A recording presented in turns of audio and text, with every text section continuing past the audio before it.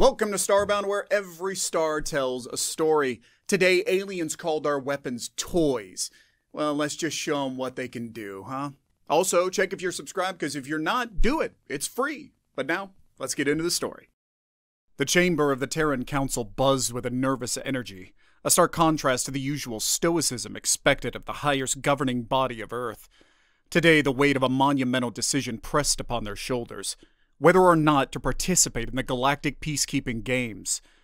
Centuries, Counselor Levant began, his voice echoing across the vast circular chamber. We have observed from the shadows, learning, adapting, evolving. We have witnessed the triumphs and failures of other races, the complex dance of diplomacy and conflict that shapes this galaxy. His gaze swept across the faces of his fellow counselors, each bearing the burden of responsibility. But now, he continued, we stand at a crossroads. The games offer us a chance to step onto the galactic stage, to showcase our potential, to forge alliances.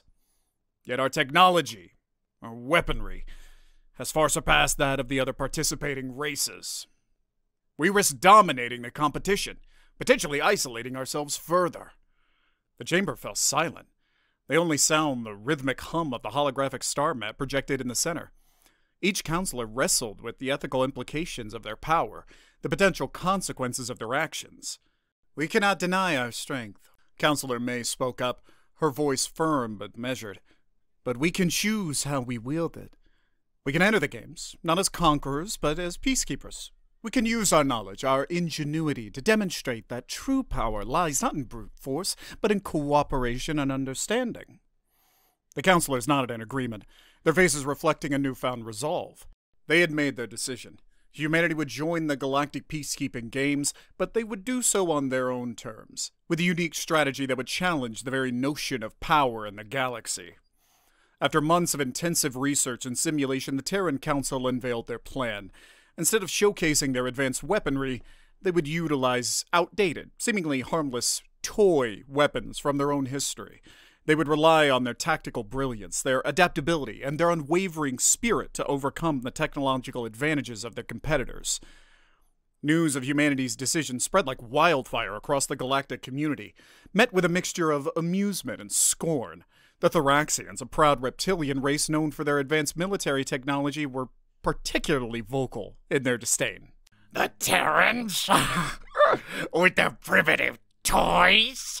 General Kythe hissed, his scaly brow furrowed in contempt. They dare challenge us, the undisputed champions of the games. This will be a spectacle of farce.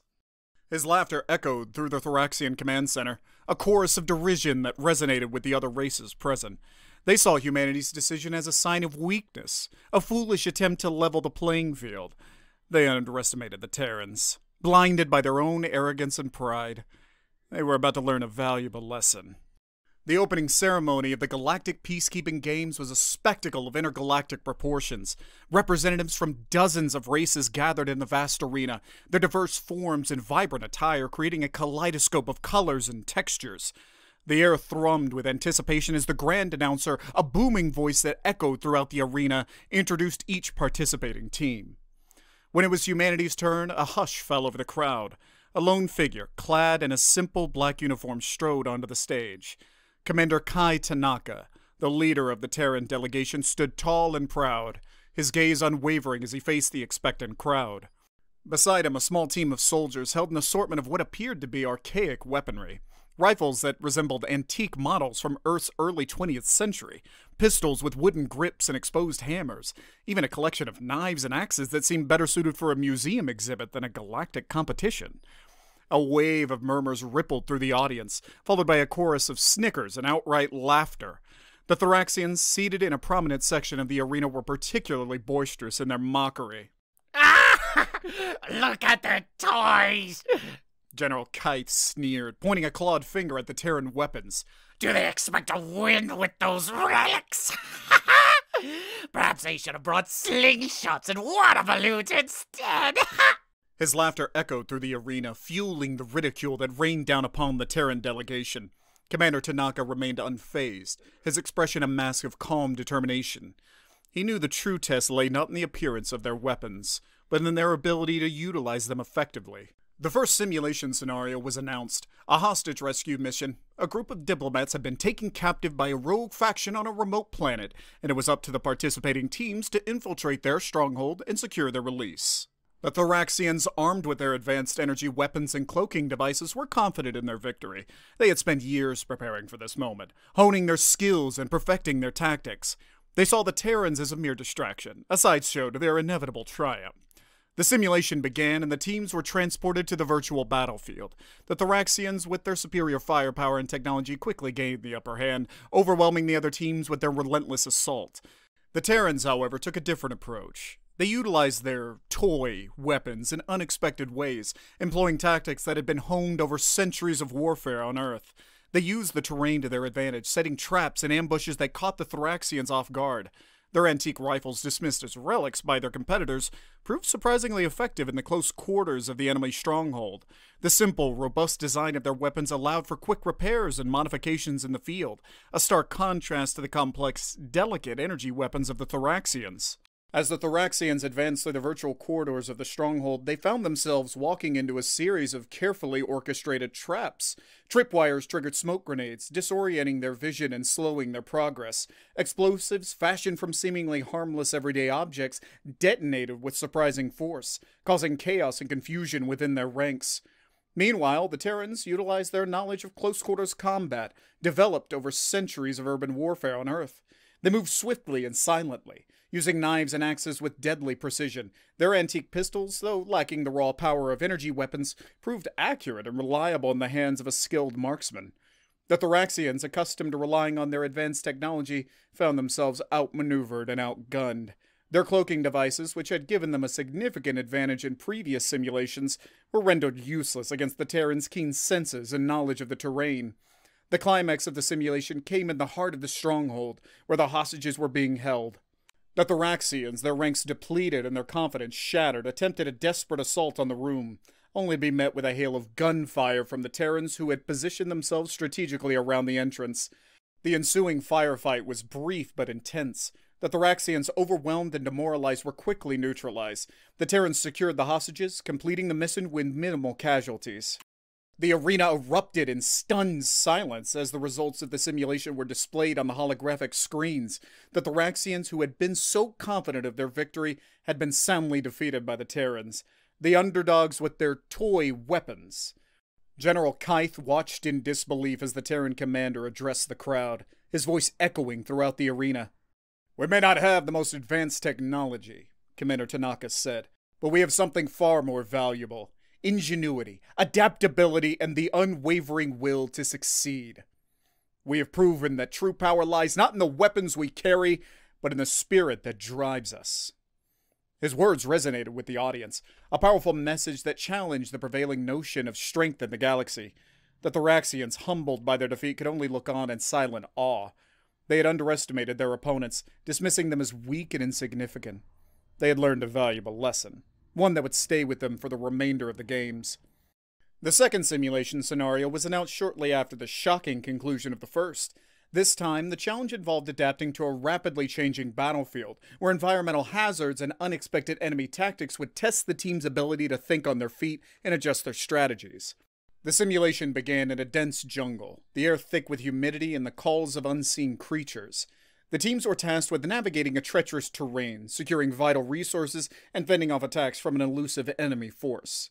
The Thoraxians, still reeling from their previous defeat, approached this scenario with a renewed sense of caution. They had learned the hard way not to underestimate the Terrans, but their reliance on complex technology and rigid tactics remained a weakness. The Terrans, on the other hand, thrived in the chaotic environment.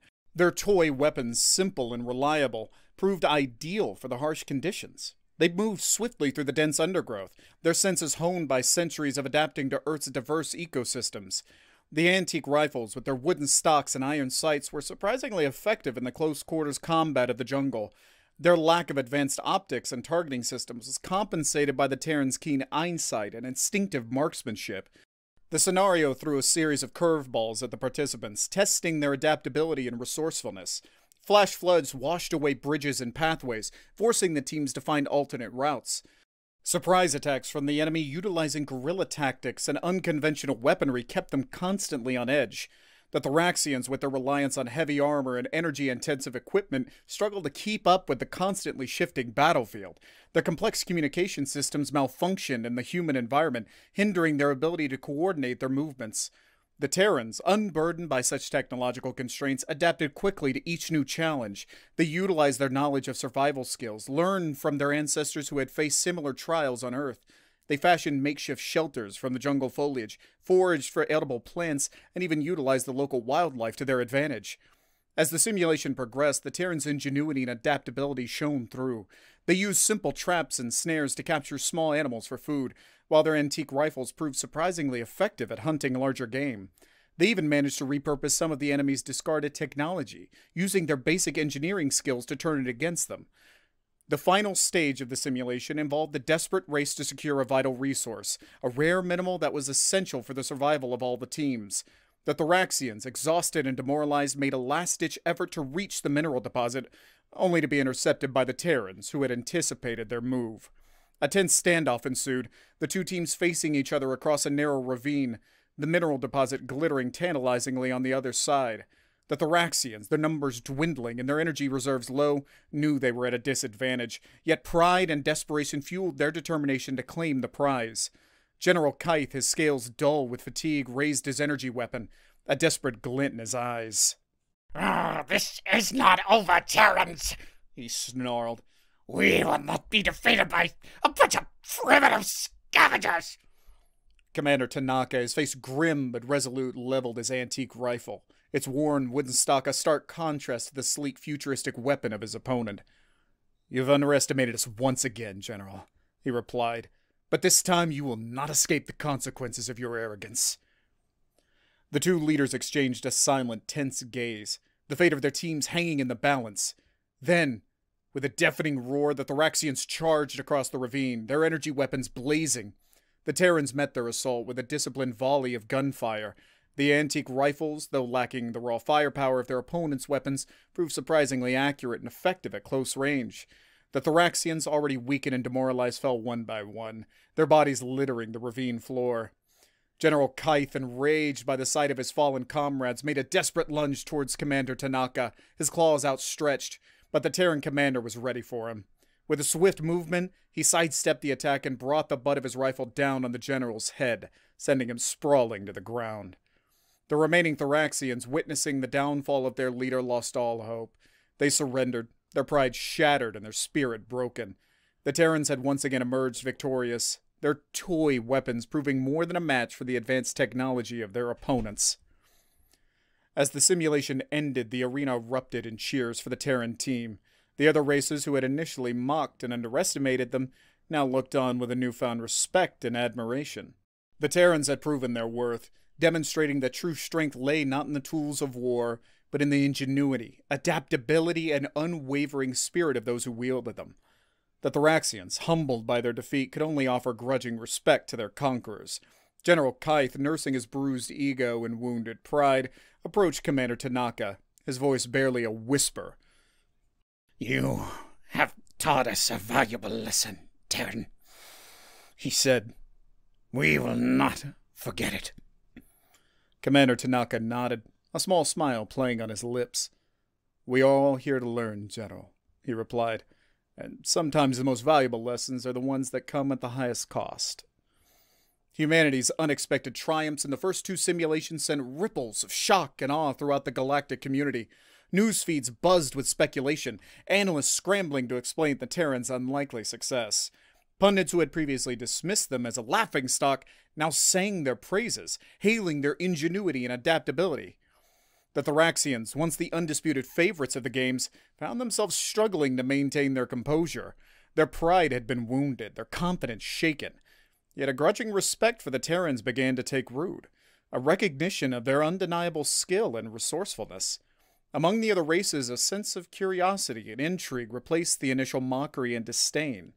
Representatives from various species approached the Terran delegation, eager to learn more about their unique approach to conflict resolution. The Arcturians, a telepathic species known for their diplomatic prowess, were particularly impressed by the Terran strategic brilliance.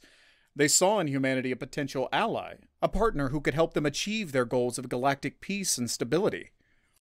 Your tactics are unconventional, yet remarkably effective, Ambassador Tel Inara remarked during a private meeting with Commander Tanaka. You have shown us that true strength lies not in brute force, but in the ability to adapt and overcome adversity. Commander Tanaka nodded, a subtle smile playing on his lips. We have learned much from observing your people, Ambassador, he replied. Your mastery of diplomacy and your emphasis on cooperation are qualities we greatly admire. Their conversation sparked a mutual respect and understanding, a foundation for a potential alliance that would have far-reaching consequences for the Galactic Peacekeeping Games. As the games progressed, the Terrans continued to defy expectations, consistently outperforming their more technologically advanced rivals. Their toy weapons, once the subject of ridicule, became symbols of their ingenuity and resourcefulness. The antique rifles with their worn wooden stocks and simple iron sights found their way into the hands of other races, who marveled at their reliability and effectiveness in the harsh conditions of the simulated battlefields. The Terran soldiers, initially seen as underdogs, became sought-after mentors, sharing their knowledge and expertise with those eager to learn their secrets. The Thoraxians, though still nursing their wounded pride, found themselves drawn to the Terrans' pragmatic approach to problem-solving. They began to incorporate some of the Terrans' tactics into their own training, realizing that adaptability and resourcefulness were just as important as advanced technology. As the final simulation approached, a sense of anticipation and excitement filled the galactic community. The Terrans, once the laughingstock of the games, had become the team to watch, the underdogs who had captured the imagination and admiration of the galaxy. The final scenario was announced, a complex conflict resolution simulation that would test the team's ability to navigate a diplomatic crisis while simultaneously dealing with a military threat. It was a challenge that required both strategic thinking and tactical skill, a true test of the team's ability to maintain peace in the face of overwhelming odds. The final simulation unfolded on a sprawling virtual world, a planet rich in resources but plagued by political unrest and simmering conflict between two rival factions. The Terrans and their Arcturian allies found themselves thrust into the heart of the crisis, tasked with mediating a peace agreement while simultaneously defending against a rogue military force that threatened to destabilize the entire region. The simulation was a complex web of interconnected challenges, requiring a delicate balance of diplomacy and tactical skill. The Arcturians, with their telepathic abilities and deep understanding of galactic politics, led the diplomatic efforts, engaging in intricate negotiations with the leaders of the rival factions. The Terrans, meanwhile, focused on the military aspect of the crisis, utilizing the toy weapons and unconventional tactics to neutralize the rogue foes. Their antique rifles and pistols proved surprisingly effective against the enemy's advanced energy shields, their simple design allowing them to bypass the complex technology that protected their opponents. The simulation tested the limits of both species, pushing them to their physical and mental limits. The Arcturians struggled to maintain the fragile peace negotiations as tensions escalated and violence erupted. The Terrans faced overwhelming odds as they fought to protect innocent civilians and maintain order in the chaos. Yet through it all, the alliance between the two species held strong. The Arcturians' telepathic abilities allowed them to sense the Terrans' emotions and intentions, fostering a deep trust and understanding between the two teams. And Terrans, in turn, provided the Arcturians with the tactical support and physical protection they needed to continue their diplomatic efforts. The climax of the simulation came in a dramatic showdown between the Terran and rogue forces. Outnumbered and outgunned, the Terrans relied on their ingenuity and adaptability to turn the tide of the battle. They lured the enemy into a series of carefully orchestrated traps, using their knowledge of the terrain and their toy weapons to devastating effect. The Terrans' victory in the military conflict provided the Arcturians with the leverage they needed to finalize the peace agreement. The rival factions, witnessing the Terrans' prowess in battle and recognizing the futility of further conflict, agreed to the Arcturians' terms, bringing an end to the crisis. The simulation concluded with a triumphant celebration, the Terrans and Arcturians standing side by side as the other races offered their congratulations and admiration. The Galactic Peacekeeping Games had come to an end, but the impact of humanity's participation would be felt for generations to come. The Terrans had proven that true strength lay not in advanced technology or overwhelming firepower, but in the ingenuity, adaptability, and unwavering spirit of those who sought peace. They had shown the galaxy that even the most humble of weapons could be used to achieve extraordinary results when wielded by those with the courage and determination to make a difference. As the Terran delegation prepared to leave the Galactic Peacekeeping Games, they carried with them not only the trophy of victory, but also the respect and admiration of the entire galactic community. Their journey had been long and arduous, filled with challenges and setbacks, but in the end they had triumphed, proving that humanity's potential was limitless, its spirit unbreakable. Humanity's unexpected victory in the Galactic Peacekeeping Games reverberated throughout the cosmos, sparking a wave of diplomatic overtures and trade negotiations. The Terran Council, once relegated to the fringes of galactic politics, now found themselves at the center of a whirlwind of interspecies relations. The Arcturians were the first to formalize an alliance, their telepathic abilities allowing them to establish a deep and nuanced understanding with the human diplomats. The resulting treaty opened up vast opportunities for cultural exchange and scientific collaboration with Arcturian technology and Terran ingenuity, proving a potent combination. The Thoraxians, initially hesitant due to their wounded pride, eventually came to recognize the value of a partnership with the humans. Their military expertise, combined with the Terrans' innovative tactics and adaptability, created a formidable alliance that ensured peace and stability in the region. Joint training exercises and technology exchanges became commonplace, fostering a sense of camaraderie and mutual respect between the two species. Other races, intrigued by the Terrans' unique approach to conflict resolution, also sought to establish diplomatic ties. The Satans, a peaceful aquatic species known for their mastery of underwater technologies, offered their expertise in oceanic exploration and resource management in exchange for Terran agricultural knowledge and sustainable energy solutions. The symbiotic relationship that developed between the two species proved mutually beneficial, enriching both cultures and fostering a deeper understanding of their respective environments. Trade routes flourished, connecting Earth with distant star systems and bringing a wealth of new goods and resources to the Terran economy. Exotic spices from the nebulae of Orion, rare minerals from the asteroid belts of the Andromeda Galaxy, and advanced medical technologies from the laboratories of the Arcturians flooded Terran markets, enriching the lives of ordinary citizens and fueling a new era of prosperity. The influx of new ideas and perspectives also sparked a renaissance in Terran arts and sciences. Artists drew inspiration from the vibrant colors and intricate patterns of alien cultures, while scientists collaborated with their extraterrestrial counterparts to unlock the secrets of the universe.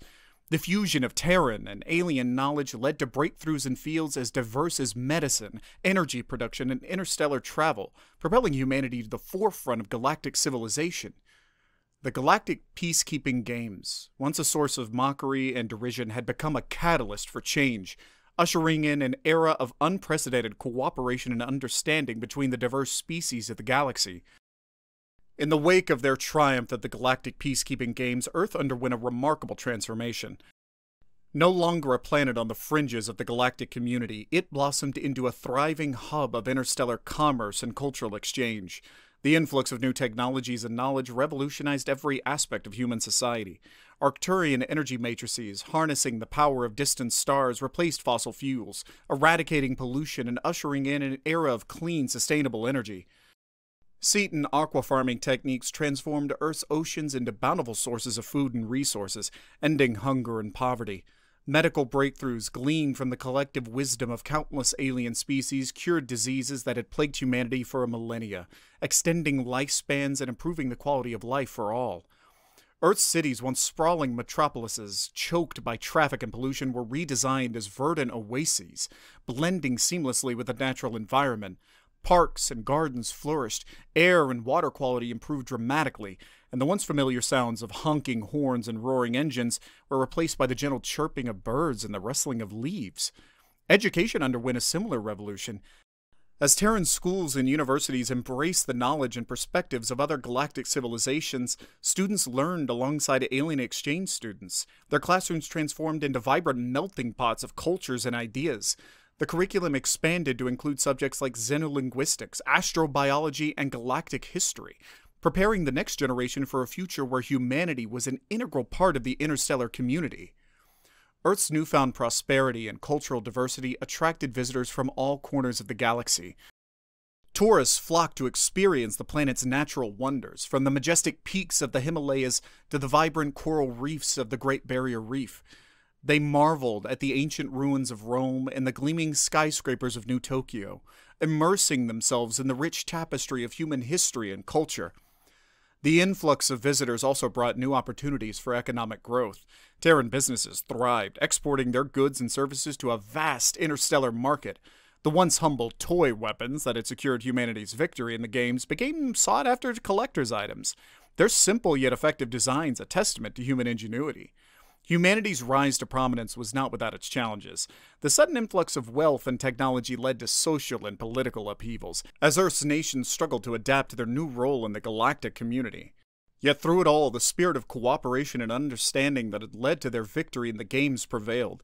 The Terran Council, once a governing body focused solely on Earth's affairs, evolved into a respected voice in galactic politics, advocating for peace, cooperation, and mutual respect between species. Their unique perspective, shaped by their humble origins and their hard-won victory, proved invaluable in navigating the complex web of interstellar diplomacy. As the years passed, Earth continued to evolve and prosper, its people embracing their place in the galactic community with pride and optimism. The planet that had once been seen as a backwater, a mere footnote in the grand tapestry of the cosmos, had become a shining beacon of hope, a testament to the indomitable spirit of humanity and its boundless potential.